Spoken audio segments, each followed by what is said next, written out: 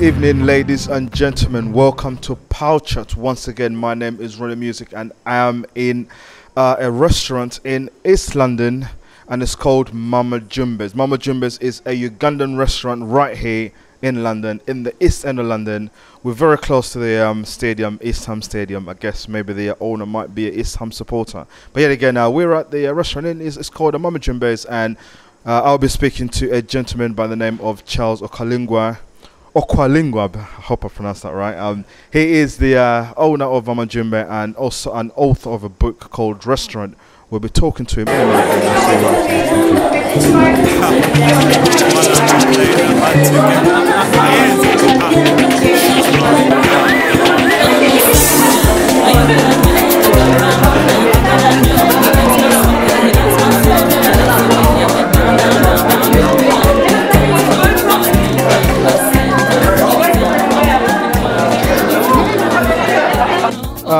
Welcome again. As I said, I'm with Mr. Charles Okwalinga. Charles Okwalinga, how you doing? I'm very well, thank you. Welcome to Pow Chat. Very well, thank you. Now, before we begin the interview, we'd like to ask a little bit of bio about yourself. Just tell us, who you are, obviously. And I've already mentioned you, what you've done and all that, and then so people can know exactly who you are. Okay, the name is Charles Okwalinga. I was born in Uganda, raised and completed the formal education in Uganda before I relocated to the United Kingdom. I've been here and done a lot of things, and I mean a lot, including training, working in office. But due to the talent of the family of cooking, we began a series of businesses in restaurant owning. So we've run a restaurant for the last 12 years or so. And then I'm leading into other business and consultancy, obviously to use the experience that I've had in what we've been doing, what we've learned, which is good, and what we learned, which is not so good, which other people can learn from. And that's the most important thing about my life right now. Fantastic. Now, you are the owner or the person who's in charge of Mama Jumbe's. Now, or maybe... Yeah, we run Mama Jumbe in partnership. Me, Charles, and my wife, Margaret, run the food section, and then we run with another gentleman who runs the bar. So it's a partnership business. Yeah. Okay, how long has this place been open for? Oh, we're just coming up to 1 year now. So it was last summer when we really had an opportunity to take over the place. So we've been running for 1 year. Okay, I mean, this place is becoming quite famous and quite well known within the Ugandan community. I mean, what kind of delicacies do you have for people here? When we started, we are obviously focusing on Ugandan cuisine, which we still major in. But because of the cross-cultural marriages of South versus East and East to North, we now have an open, what we call a Pan-African offering. So East African dishes, Ugandan dishes like matoke, sweet potatoes, ugali, obviously the pilau rices, and the meats and the freshwater fish like tilapia. But we include Zimbabwe and Zambia, which is the special, well-made ugali in a special way. Yeah. And then we also have bruvos, a version of sausages. So it's a Pan-African cuisine, which is a very good offering. Now, you said your wife does the cooking, or does the rest, or you run the restaurant with your wife. Do you actually get to cook some of this food? Well, she's the engine behind the production of the food. I can cook a little bit, but she's the one who's behind the menu engineering and the production of the food, and the genius behind the spicing and everything that you enjoy in the restaurant. How did you get involved in the catering business? How long have you been, say, for instance, been a caterer? Well, we started catering, as I say, more than 12 years ago. When we settled in the United Kingdom, one, it was very difficult to look for something. However qualified you are as an African person settling here, it was difficult to get a means of living. So we're looking for jobs. But Margaret, having settled with me here, was a very talented person right from Uganda, very good at cooking and hosting events. So we started cooking for the church and then the community and then to African organizations, then to a wider organizations. And we have a collection of very small and big clients that require African cuisine. So that is what has really been an exemplary offering of our business. But we specialize in themed catering. So if somebody's having a wedding of African people, they rightly need an African cuisine for their menu. But also things like award ceremonies, special events by organizations like an anniversaries, or some of the charity organizations, we help that. So it's a variety of offering. Okay. Ladies and gentlemen, I'm talking to Charles Okwalinga, who is an entrepreneur and author. He's written a book, which we'll be talking about soon. We'll be talking about this book a little bit, but however, when I sort of find out a little bit more about your restaurant, how you got into it and all that. Now, since you're a restaurateur, and you own a business, not many Ugandans in the UK, can say, I own a business, I run a business. What are the challenges have you faced to say get this place or run a business or run a place like this? I think the first challenge is usually the confidence to say I can do this. Many people have ideas, and then they say, how can I translate this idea to be a reality?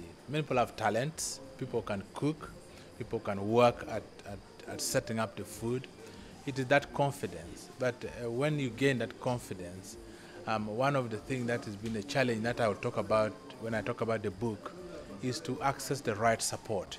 Because there's having the idea but doing it properly, which of course is a requirement for a proper business to survive. So you get the confidence to start, you get the right support, and then you put in the work. Now it's easy for somebody to go and to a job every day, because you go in, you come out, it's not your responsibility. Yeah. So a lot of people, the majority, will find it easy to find a job. Yeah. And I know that in our community, a lot of people have now got good jobs, jobs that can get them to survive. But we're encouraging people to get into self-employment because they can explore their talent. So from confidence to the support, you now need that determination to make the business work. And I think that is really the last straw, which sometimes makes people fall and say, can I keep at it? So there's the glamour of being self-employed and I own my own business. But there's understanding that you need to commit to make it excellent, to make it widely available for everybody else, and of course to fulfill the standards that are required. For example, in food business in this country or in other countries, there are requirements that you're meant to fulfill, but a determination to fulfill those results. Those are the key elements that I believe are necessary. Okay, thank you for that. Thank you for that. You obviously we're going to be talking about the book shortly, but before we get there, as a Ugandan living here in the UK or London, I've seen your restaurants. You've got quite a nice restaurant. What will entice me to leave my home to come here and eat the food you're offering? What do you have that maybe I can't get at home, or I can't eat at home, or what? We know what people do. Yeah. On that Sunday they're like, I want to go to Mama Jumbe's. Yes. What do you have that can entice people to come here? Yeah. The first thing is that we cook excellent food. So even if you can cook rice in your house, we have a little bit of addition we have in our dishes that you can make it a special dish. Yeah. So if the matoke, the rice, the chicken, that extra ingredient that makes it a commercial offering, which is really what could entice you to come and say, I want to cook something special. But the restaurant trade and hospitality is around the atmosphere. So when you come at the restaurant, you enjoy a different kind of atmosphere, different kind of serving. So you're made to feel special, you meet other people, but you have a good time and you feel refreshed when you're going back home. So you get a full belly of food, but you also get a full feeling that when you go tomorrow to go back to work, you felt the day out was worth it. So that's really what the restaurant's about. Okay, as Ugandans, we tend to cook the same sort of food, if you know what I mean. Yes. Matoke, rice, I don't know whether you do kalo here. Oh, yes, you do. Is there any delicacies that come from Uganda? Some special dishes like, I don't know, is there some hidden gems that, that we are not showing the world what we have? Well, one of the delicacies, offals, which are very common in our delicacies there, which is we cook here. But if you have your dish of maybe matoke with the chicken, but the side dish of offals is very, very good. It gives you that authentic African taste and spice to appetite to your food. But we also know that our African food are rich in cream.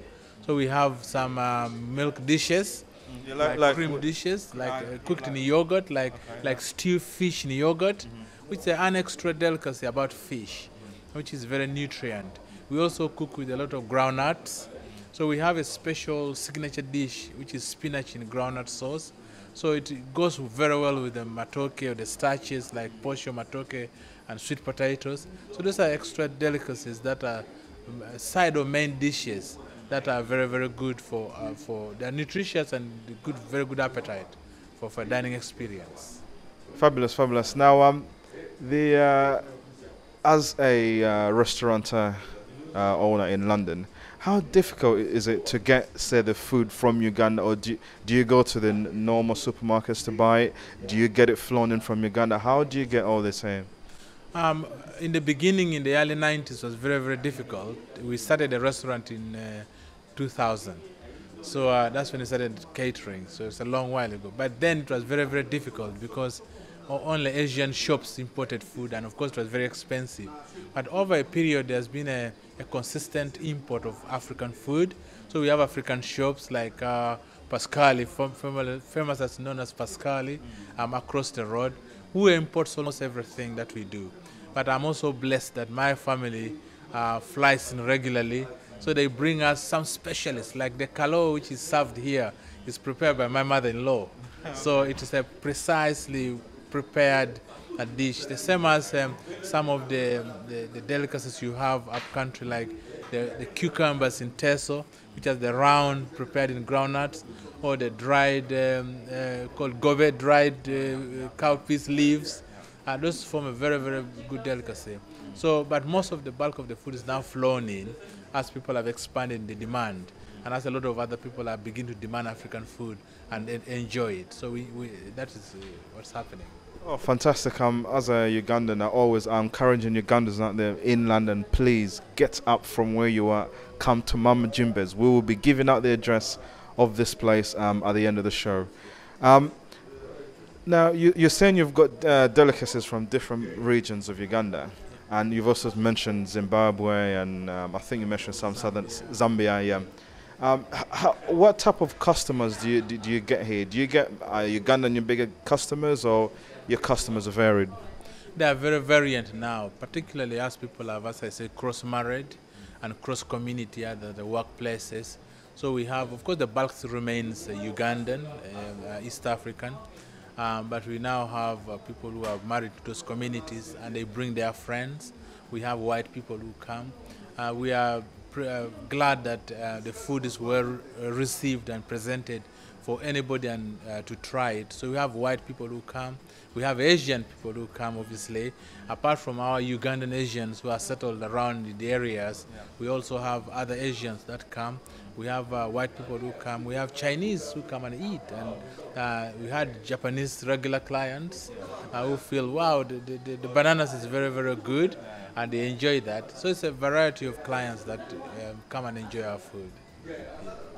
Well, one of the biggest things is word of mouth, something that sort of promotes businesses within this area.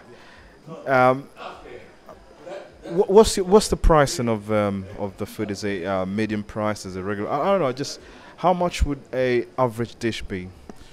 In a restaurant trade in London, which is a city which is quite expensive, you find that an average meal per person is about £15. So when you buy the food and a drink, it's about £15.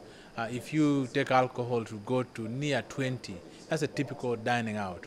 But we are aware of making the cuisine affordable. So for example, on a Sunday like today, we have a buffet, which is eat as much as you like, and that's priced at £13. Then you buy that with a drink, and maybe you'll have something extra on that. So on average, a meal is £15 per person. Okay, that's quite good. Please get out from your seats at home.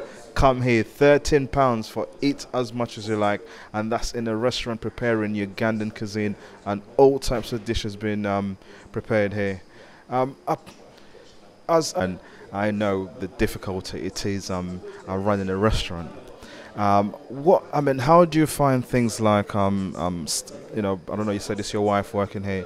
Do you have other members of staff that work, and how do you find retaining staff and keeping staff, training staff? Do you do like some sort of academy teaching? We've got lots of Ugandans here who don't know how to cook their own food, who don't know even what kalo is, for instance, or matoke or posho. Do you have anything that maybe is being aimed back to the community, teaching them how to do some of these things? We worked beginning the restaurant with a view that we involve the community in what we do.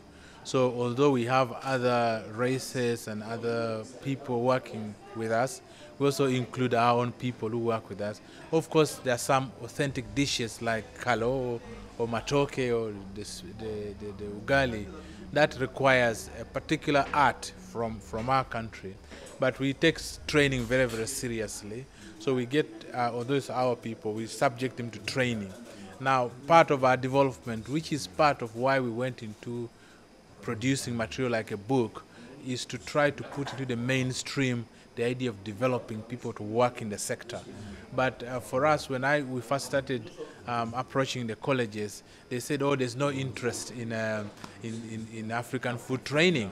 So we do our own in-house training for most of the kids. But we believe that the demand is increasing, so we continue to knock on the doors of institutions to cook special, to deliver special training for people who can come and work in the restaurants. And indeed, as you mentioned, the area of staff is very, very challenging because obviously people never used to say, I can stay in the industry as a main career. But now, because of the popularity, somebody can see themselves developing as a chef in African food. Now, I know that in the big providers like the hotels, they also now begin to give something like Africa Day once a month. And they require people who can cook that food. And I am also aware that when people are cooking there, they get people who want to put their weddings in the big hotels. They can hire us, or they can get their team to cook, or sometimes you can consult in these hotels to help them. But that demonstrates that the demand is increasing. It's a matter of time that the institutions like the colleges will begin to be able to train. But that leads us to what we talk about in the book and what we are trying to develop, that we can go to individual restaurants and ensure that they can be assisted in developing training. Okay, fantastic. As you've seen over the years, the English, I wouldn't say tradition, but the way food is eaten, the consumers of food. You said you've got some Chinese, you've got some Japanese, you've got some white people coming here.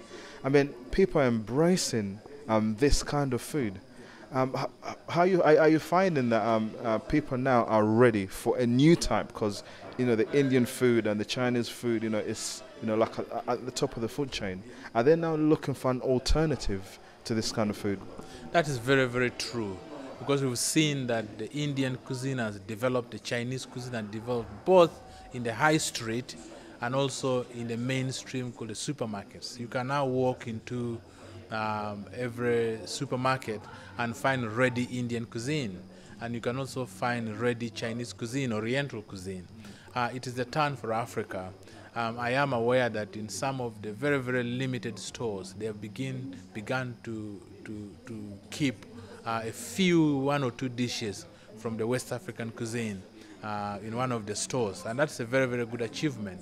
But obviously we are looking at breaking the mold for our cuisine also to go the mainstream ready meal market. There is a market of already prepared food, which is a big food. There's a big advantage in African food. Most of the African food is organic. We are very, very flavored. Some is spicy, but we emphasize flavoring. It's very healthy food to eat. Like our matoke and sweet potatoes are very organic and very healthy, and does not compromise somebody's eating habit or their health threats. So that's a very good add that we want to bring the main market. But also we'll remember that food is a cultural thing.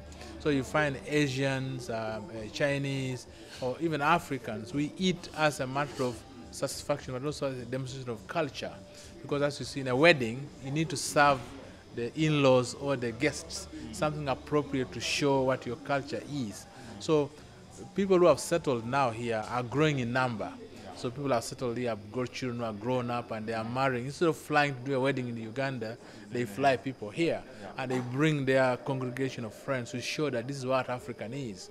So that's a very, very good appetite for us to demonstrate that we can provide, when needed, the service of providing that food for the cultural setup. So that is very, very good. Thank you for that. Back to that same question again. Um, there are some people who are like, oh no, I can't eat African food, or no, I can't eat this, I can't eat that. Simple reason based due to the fact that some of the negative images that are portrayed on TV and the media about Africa.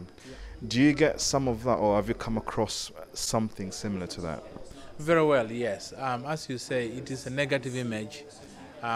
Unavoidably, you find that in the normal media, especially from the charity sector, I should say, they show Africa, which shows that we are always in need, there's something lacking, and the standards are not great. And when sometimes I talk to some people, you find someone say, "What do you eat in Africa?" It's a strange question, and it's like they are. It's very, very true because they are not informed. Yes. I'm sorry to stop you there, because there's time to time when I have in my because I'm doing this as a part-time thing and I've got my full-time job. My other job that I go to, when I take in my dishes, I take in some matoke, some sweet potato. Some of my colleagues are like, "What's that? What's that? What's that? What's that? What's that? What's this?" So in a way, you feel, I don't know whether you feel embarrassed, or things are changing. People are getting to know this kind of food, or they just don't think that Africans actually have, ethnic and sort of centric food about Africa. Yeah. So the main thing is that bias, because people translate what they see in other forms of the media representation, even to food. So if they've seen a child which is sickly, they think probably the food is not good enough. But the other bit, of course, is ignorance. Ignorance meaning they are not exposed. And even our own children who are grown up here, they may look at certain dishes but not be able to comprehend that it is very, very nice until they taste it. That's why we provide, for example, our buffets are very, very popular. So people get to taste a bit of things, and they get to enjoy what they like most. But that offering has been very, very good, that people can experience a wide selection. But it's that ignorance that we need to combat, because what we've found with the excitement, that people now who try are very excited. We've catered for purely English customers with a big crowd of anniversary events, where somebody said, "I want to give my clients something different." So they hire us to provide African food. We catered for a full English, both husband and wife families, but they met in Africa, so they wanted something African as a theme. But the guests were very excited to know that the African offering was unique, but also very, very tasty. So the challenge is for many of us, that's the increase that I'm now a leader in the sector, to encourage many of us to get into the sector, and with appropriate support to get into doing the business. Yes, that is very true. We are not supporting, a lot of Ugandans, either they're not supporting or some of them don't know. There's a lot of, I didn't know about this particular restaurant till maybe 6 months ago when they were doing, Mama, I can't remember her name. Mama Rita, that's it. I didn't know about it. So is it that we're not advertising it to enough of our people, or is it that because, is there something that we're missing in letting people know about the restaurants that we have in London or within the country? I know that in every business, marketing is the key. It is the uphill. But particularly for our people, it is a steeper uphill to pass on information. Normal media would say leaflets or even TV shows like this, but it is a difficult process. I cannot pretend that it's very easy, because while somebody can say something's happening in O2 or in central London, we normally jump up and go straight away, or maybe after 3 times. To come out to an African restaurant, people say, "Oh, it is far." It's not because it's far, but the reluctance is there. So we normally need to pump in a lot more advertising and a lot more events. That's why we thank you so much for trying to promote it through putting the media there. We normally do on events, give out more information. But also I think one of the things that we can promote amongst ourselves is what we call the participation. when we understand that we are the stakeholders in this. So in other words, you could come and eat here, but also get an idea that I could also run a restaurant. What can I do to support? And that really, I know I'm jumping ahead of the gun, but that is the idea behind why we thought, let's write a book. Let's open a support system so that people can do that. Before I carry on, you're watching Pouchat TV. Yes. We're talking Charles Okwalinga, and we'll see you after this, and we're going to be talking about the book which he's I got money to spend dollar bills. Let's go on holiday, Cape Town. When the music I get that cool, style, Michael Jackson, I'm back. Shimon. Come on, yeah, men, come on, yeah, run the music, oh, yeah. Welcome back to Pouchat TV. Once again, we're talking to Charles Okwalinga, who is one of the joint owners of Mama Jumbe, a restaurant in East London. A lot of people say, "Oh, Ugandans." Is there more Ugandans in East London? Why is there a lot of things happening in East London? We've got restaurants here, we've got nightclubs here, everything in East London. What's going on? Is there any other place Ugandans can go to from East London? Is there something that we so want to be in East London? It's a long story. It's from the settlement of, I believe, after the Asians settled, they settled in East London. But when you come to a new place, you need to find who the person you know first. So when you come, you settle in a place. But yes, traditionally in London, East London is the place to come if you want to experience anything Ugandan or East African. But I'm glad to say that it's now expanding outside. Going to other cities like Birmingham or Liverpool, a lot of Ugandans. But yes, East London is the place to be. Okay, you've got a book here, and it's called A Recipe for Restaurant Success. Let me see if I can get this. I'll put it on here. I'll put it here. There you go. There's the book, and it's called A Recipe for Restaurant Success. Could you just let us know or tell us what this book is all about? So in brief, the book is like an A to Z of running a restaurant. Yeah. A to Z meaning if you're thinking and you say, let me find out the information first, or you think, I need to start. So what are the steps? Or maybe you are in it already and are thinking, oh my Lord, I need to get more information precisely.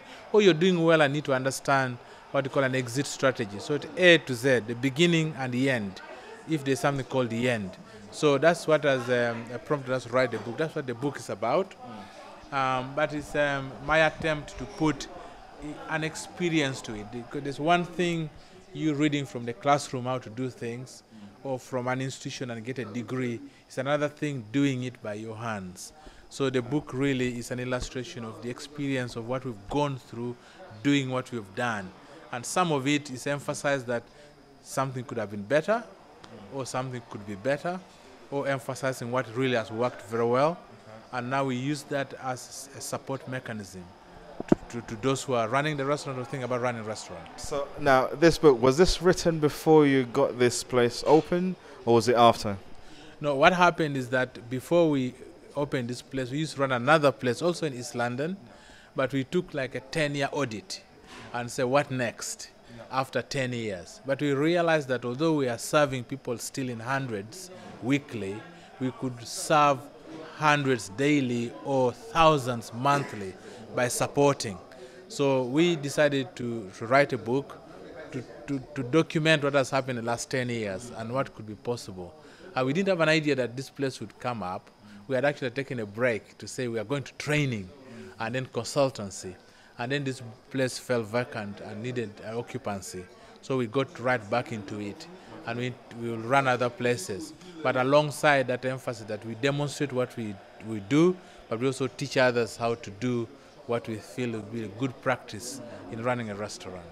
Thank you. We've seen quite a few Ugandan restaurants here and there and here and there, and looking at your restaurant here, it's looking very good. One of the topics you've got here saying staying organized, something which a lot of restaurateurs probably don't know. And it's not just something you're doing because you love, it's something you're doing because it's a business. people forget and go, oh no, my cousin can work in there, my uncle can work in there, it's all right, I'll get this person to work. Not knowing that you seriously have to sit down and be completely focused about this. Yes. That's a very, very good point, because there are a lot of myths, I could call them myths, in a food business, in a restaurant business, which people overlook. For example, people believe that everybody eats every day. That's true, but not everybody eats every day what you cook. Yeah. So you need to find people who eat your food. And that's very, very important. The other myth about food is people think that I can cook, they'll like my food, I'll make money. And that's one of the biggest weaknesses that we found, not only in African cuisine or Ugandan people, but across the board, but particularly in our people. We find people can come to a restaurant like this, see people eating and making, and they think, if Uncle Charles can make money, I can make money as well. So they get up from here, tomorrow they go and buy a premises and then set up to cook. Yeah. And they've not understood the whole A to Z about it. It's not a secret, but in a way you need to find what you need to do. And that's one of the reasons why people have started and then failed, because they've not understood the whole thing. You will not do efficiently everything, but you need to understand everything that will happen. So when it happens to you, you're not surprised. For example, the marketing, you need to do it consistently. But you mentioned the thing about being organized. In this country, there's a popular saying, says safer food, better business. So there's a better way to do it. So you need to find out that better way to do it. Otherwise, don't just copy it and say, I think people eat, I will cook, I know how to cook, and I'll open and they'll eat, because the end will come very, very quickly. But also, as you said, a restaurant is a very, very labor-intensive business. It means there's a lot of work. So people sometimes see the glamour of it, but the hours that you put in from shopping, preparing, serving, clearing, and then you go to do the paperwork. Now, I will mention that the other important thing to note about food is that the margins are not that great. Although people eat every day, you're not going to make $1 million suddenly. It is that staying the course until you make profits. You will make profits and you can develop the business.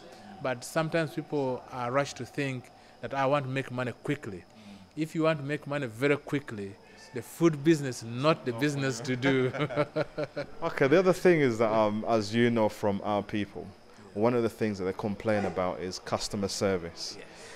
They come and say, "Oh no, I've been to that restaurant and the guys, the food was great, but the people felt like they made me feel like I shouldn't be there. Or I went to this restaurant and the guys just served me. They didn't talk to me. They didn't ask me where the food was. I just gave them money. Off I went." Customer service is something that somehow lacks in our community. Yeah. That goes across the board. It goes from Nigerians to the Caribbeans to you name it. Yeah. It's how is your customer service? The customer service is very, very, very key. This week in the metro, I put the page on my Facebook. You'll see it on my page that this country, developed as it is, loses 7.7 billion pounds of business due to customer service. Loses 7 billion. Now that's a staggering amount of money to lose in business. But when you come to food, as I said earlier, somebody decides to come from their house. They know how to cook their rice. They can eat what they cook to live. That's not a problem. But when they decide that they want to come out, they'll come for something extra. That is the hospitality. That's the service for which they pay money extra to get. Yes. A restaurant or a person providing a hospitality business must understand that. Now, generally in the restaurant, that's the killer of the business, customer service. Because people will not come because the food was really, really good. Of course, the food needs to be really, really good. Yes, but that's not what draws people to come back. It's the feeling, the atmosphere that they feel. That's what causes them to talk to everybody else.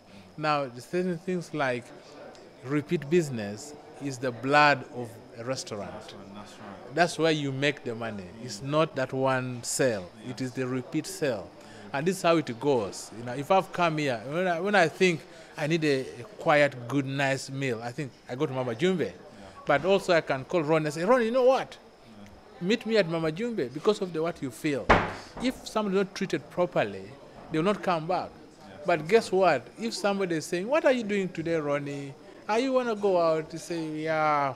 If they say, there's this place, Mama Jumbe say, yeah. That has killed the business already. Yeah. Because people say, it's not a place I want to get up and go because of a bad experience.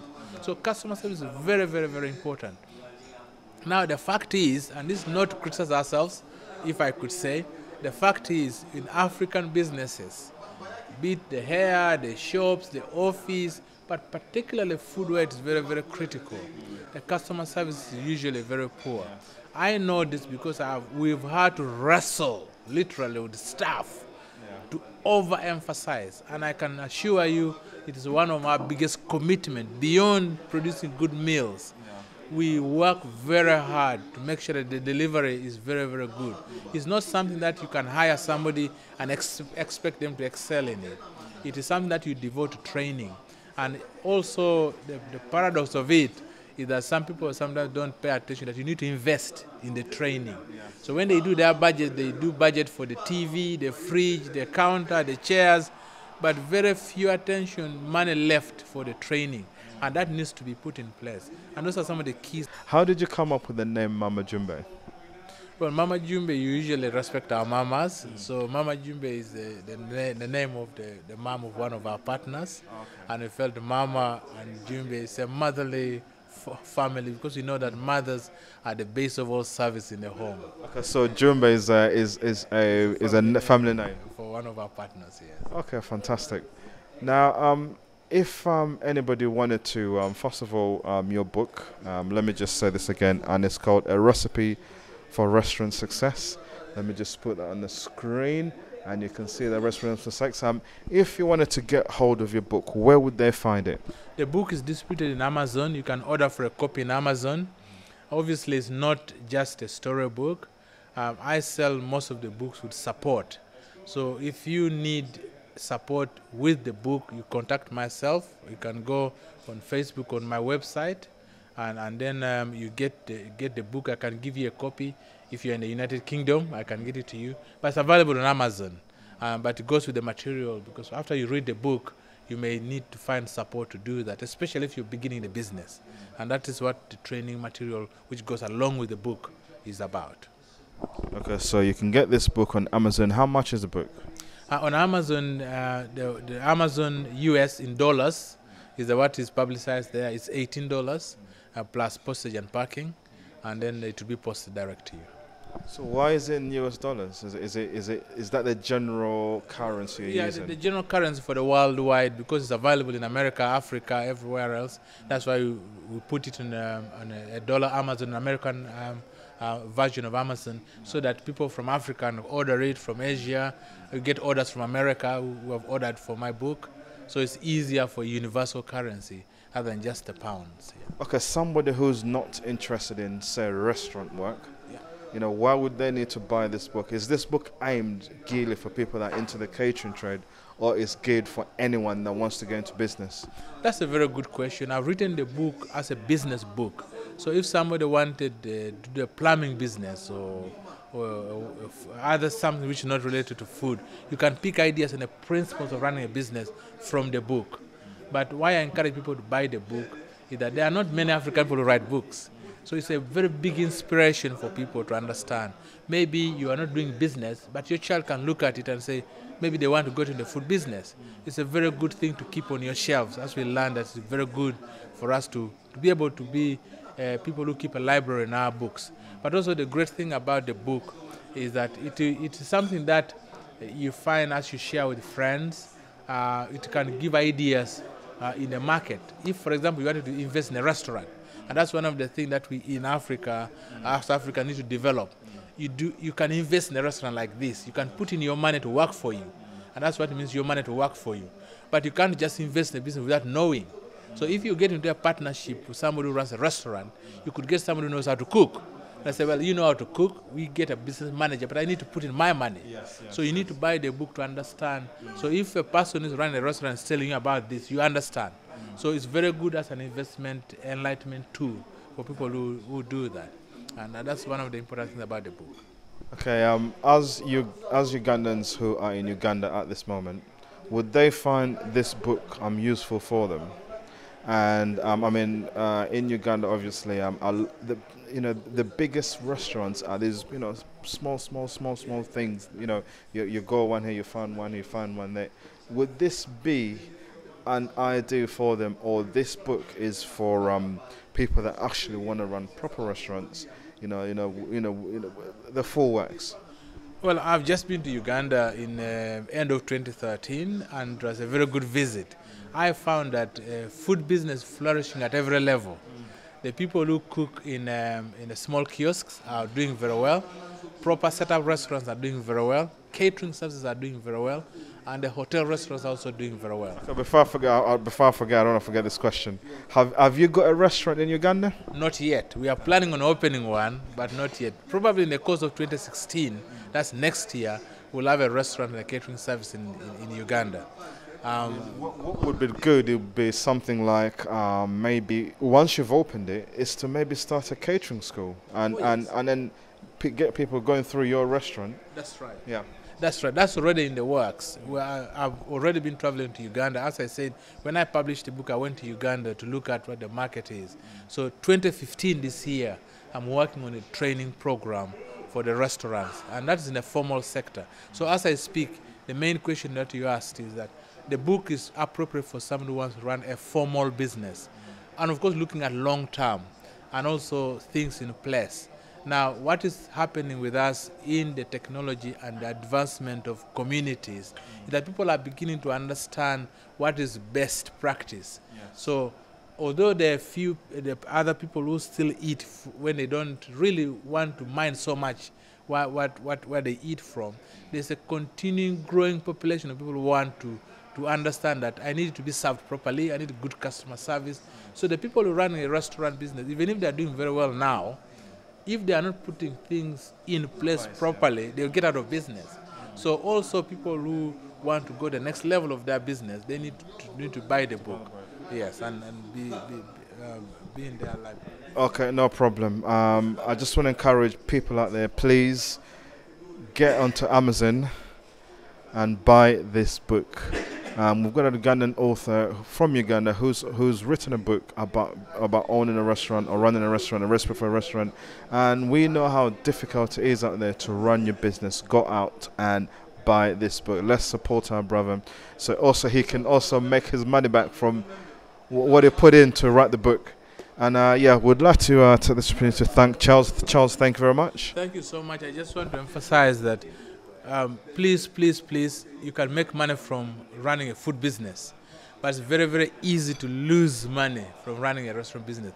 Don't start if you're not ready, and you can lose your money and your life sweat of money. And that's what the importance of the book. The book's not very expensive, but I just want to emphasize from this interview that don't lose money by trying to run a business without understanding how to run it. If you are already running a restaurant and you need to go to the next level, then please by any means seek support, because you can lose whatever you built up in the last few years just easily like that, because there's something that you may need to attend to which you're not attending to. So it's my pleasure. Thank you, sir. We'd like to tell everybody, please, when you've got time on your hands, you've got nothing, I don't know, you've got things to do. However, you're in whatever part of where you're watching this from. You could be in Birmingham, you could be in Scotland. When you're in London, come to Mama Jumbe's. It's a restaurant run by Ugandans, owned by Ugandans. On top of that, we've also got a place where you can go and sit down and have a drink. You can listen to some Ugandan music. There's resident DJs, and every Sundays you've got live music. It's fantastic. Please, please, please come and support this business. Hey, at Power Chat, we're supporting the business, and we want you to support the business. Thank you very much, and we'll see you next time.